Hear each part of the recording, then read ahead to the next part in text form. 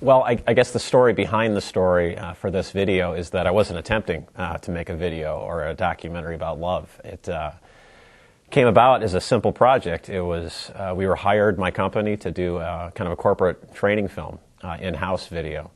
So we were brought into this company called Craytech Industries. They're a packaging company in the Twin Cities.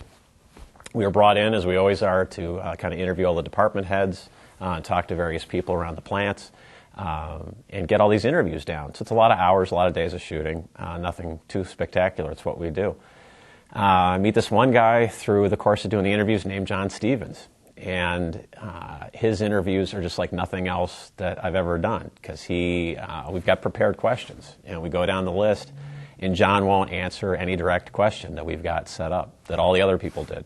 He keeps venturing off into talking about love, and he's had dreams and an epiphany that he's sent by God as his messenger to spread love through the world. He's going to start at this company and begin there. So at first it's just kind of crazy stuff. It happens sometimes, but it kept building over the days and weeks of shooting this. And then after a while we knew, we had something that was kind of different. And so, we just started to get this really amazing stuff after a while. And I was still doing the project we were hired for, to do this corporate training film for Craytech, but I started kind of putting these interviews with John aside. I wasn't really sure still at the time, what I was going to do with them, but I knew it was something different. So we kept doing all the other interviews we had to do, traveling to the different departments, but every time I'd be back at John's area, I'd make sure to sit down with him and ask some questions. And it kept kind of building. He would talk more and more passionately, right now, in more detail about what his plans were and how this had kind of changed his life for what he wanted to do. Can spread.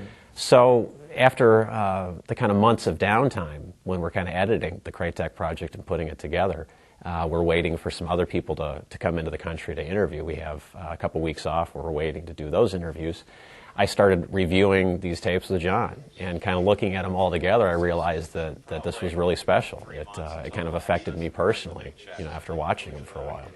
So that's when I kind of got the motivation to try to link up all his interviews over the various different days and different months, and kind of put this together in one whole piece, still not knowing that it would be the documentary you're going to see. And I don't want to give away too much here, but it was